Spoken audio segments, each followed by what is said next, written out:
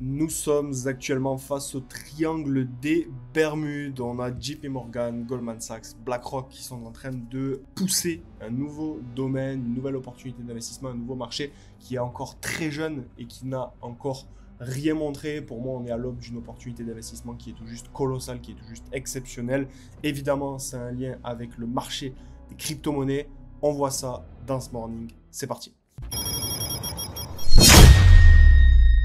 Alors je vous souhaite la bienvenue à tous dans ce Morning Bull Run, ici Moontaurus, de bonne heure et de bonne humeur. On va faire un tour sur ce qui se passe sur le marché crypto et on va pouvoir discuter ensemble de cette fameuse opportunité d'investissement. Certains savent déjà de quoi il s'agit, évidemment ce n'est pas un conseil d'investissement, évidemment ici je vais vous partager une vision parce que quand vous avez trois des plus grosses institutions financières de la planète qui se lancent au même moment dans le même secteur, ce n'est jamais par hasard.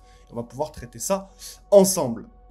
Avant de commencer, petit rappel, je suis tombé sur cet article qui est pour moi magnifique. Arthur Hayes qui expose un mythe sur le Bitcoin qui trompe encore trop d'investisseurs. Il estime que ceux qui achètent du Bitcoin, des cryptos, un jour s'attendent à une Lamborghini le lendemain et n'abordent pas les choses de la bonne manière. En fait, on peut partir rapidement sur les graphiques. En fait, ce qu'il dit, lui, c'est que on a un marché des crypto-monnaies. En tout cas pour l'instant Bitcoin, on ne va pas rappeler à chaque Morning Bull Run les phases d'un cycle crypto. C'est d'abord BTC, après Ether, après les grosses crypto-monnaies. Il y a Solana qui est en train d'ailleurs de surperformer le marché. D'ailleurs en ce moment c'est assez intéressant à observer. Et ensuite ce sera les plus petites crypto-monnaies, voire les low-cap. Et après on partira sur de l'euphorie totalement dégénérée. Mais l'idée c'est de comprendre que on a une courbe qui monte. Et c'est pas un hasard si vous voulez. Donc évidemment certains vont me dire oui mais Moon là c'est que Bitcoin qui monte, etc.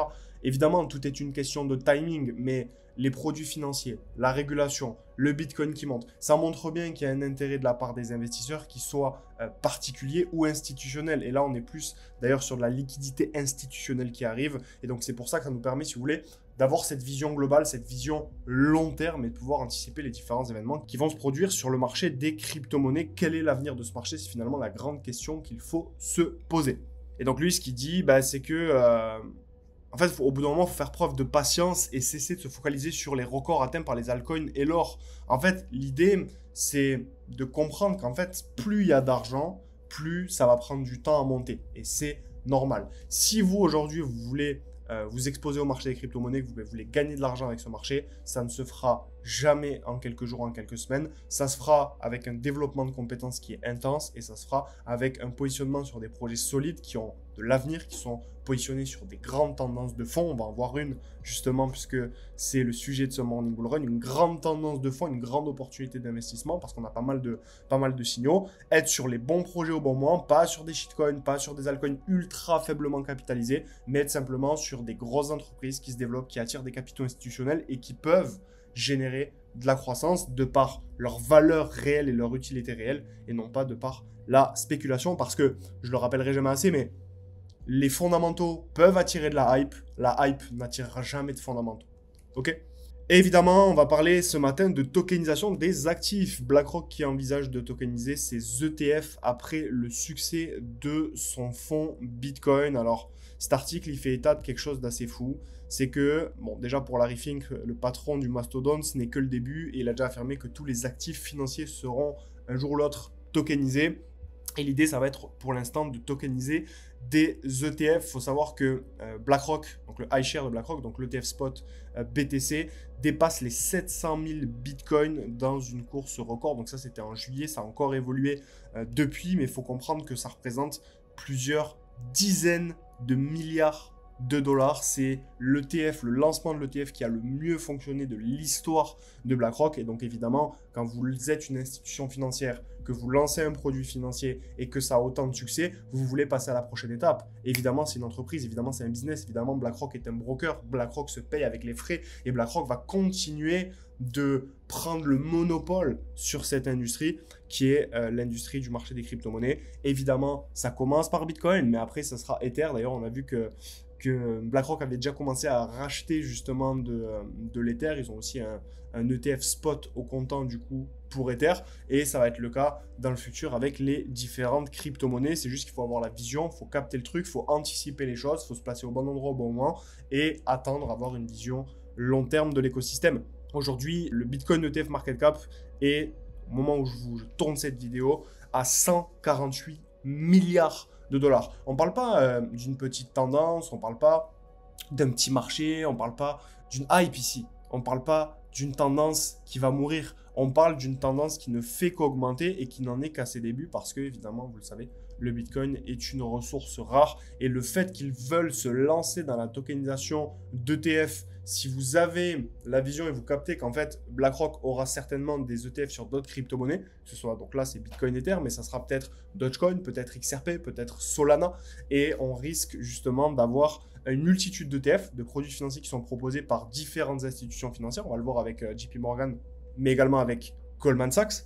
Et l'idée, ça va être de tokeniser par la suite ces produits financiers. Donc, on a un petit peu une map, une roadmap qui se dessine, et c'est assez intéressant à observer. Si on prend JP Morgan, ben c'est la même chose. JP Morgan ouvre la voie à la tokenisation à ses clients. Donc, eux, ils sont passés par Ondo avec une interopérabilité via justement Chainlink. Donc, c'est pas un conseil d'investissement, mais ça vous donne déjà des pistes à explorer concernant les différents projets qui apportent de la valeur et qui seront intégrés à la finance traditionnelle, ou alors que la finance traditionnelle sera intégrée à ces projets, je ne sais pas, c'est à vous de voir. Mais voilà, on peut continuer avec JP Morgan qui se lance dans la tokenisation des crédits carbone et continue son aventure sur la blockchain. Donc, il y a plusieurs initiatives qui sont prises de la part de BlackRock, mais de la part également de JP Morgan. Ok, donc, évidemment, JP Morgan qui ont leur propre blockchain. Pareil, si vous êtes JP Morgan aujourd'hui et que vous créez votre propre blockchain, c'est parce que c'est un projet, vous ne perdez pas votre temps à développer une blockchain qui ne sert à rien. Le but, c'est de monter des projets sur cette blockchain, d'utiliser cette blockchain dans les fins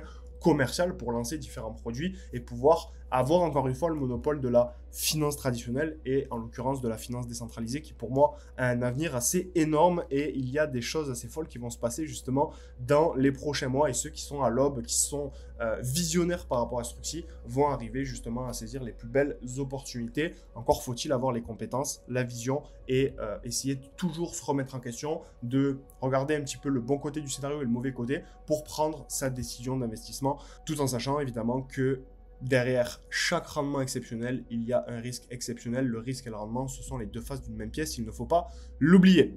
L'RWA, il faut savoir que c'est un marché à 16 000 milliards de dollars potentiellement. Alors en fait, l'idée, c'est pas de spéculer sur la taille exacte du marché des RWA d'ici les prochaines années, non.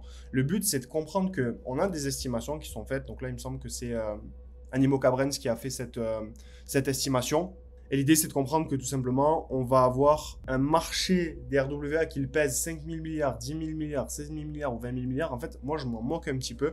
Pourquoi? Parce qu'il faut comparer ce qui est comparable. Aujourd'hui, on a un marché des RWA tout cumulé qui représente 30 milliards de dollars. Et donc, je me dis, même si le marché ne pèse pas 16 000 milliards et qu'il pèse seulement 1000 milliards, eh bien, si vous divisez 1000 milliards par 30, ben vous obtenez un fois 33. Et donc, un marché qui multiplie sa taille par 33, forcément, il va y avoir des opportunités à saisir. Moi, c'est ma vision. Je pense vraiment qu'on peut avoir un marché des RWA dans 10 ans qui pèse peut-être 5, 6, 10 000 milliards de dollars. Et donc, pour moi, on est à l'aube d'une véritable révolution. Et après, vous avez vos croyances personnelles, vous avez vos convictions, vous avez le développement de vos compétences.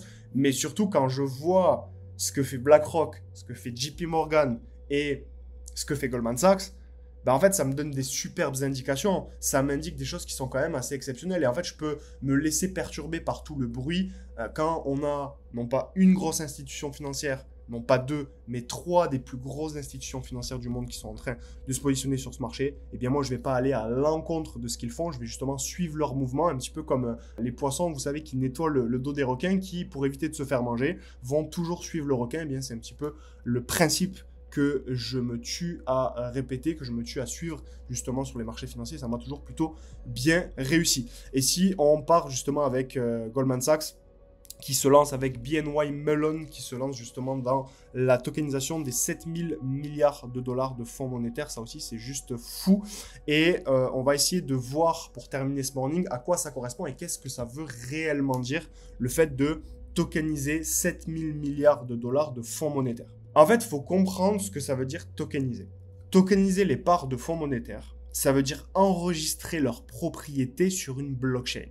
Et en fait, ça a plusieurs avantages. Parce que l'idée, quand vous êtes sur une opportunité financière, quand vous êtes en train d'étudier un domaine, il faut comprendre quels sont les intérêts économiques pour les différentes parties prenantes, que ce soit pour les particuliers, mais également pour les institutionnels. Là, on va se concentrer sur les institutionnels, puisqu'on a vu Goldman Sachs, JP Morgan et BlackRock. Et donc, ça permettrait d'automatiser les règlements, donc de rendre le système plus efficace. Ça permettrait de réduire les coûts et donc d'augmenter les profits. Soit vous augmentez vos bénéfices, soit vous réduisez vos coûts, ben vous avez une plus grande marge et vous gagnez forcément plus d'argent. Ça permet également d'élargir l'accès à cette industrie massive, donc qui représente aujourd'hui 7100 milliards de dollars. Donc ça permet d'élargir la quantité d'argent qui sera injectée dans cette industrie via les différents produits financiers qui seront proposés, tout en restant adossé à un produit qui est très sûr et très liquide, c'est-à-dire qu'on augmente également la sécurité, la confiance et forcément l'arrivée de liquidité sur ces projets, la facilité d'échanger ces projets, parce que je vous prends un exemple, prendre l'immobilier.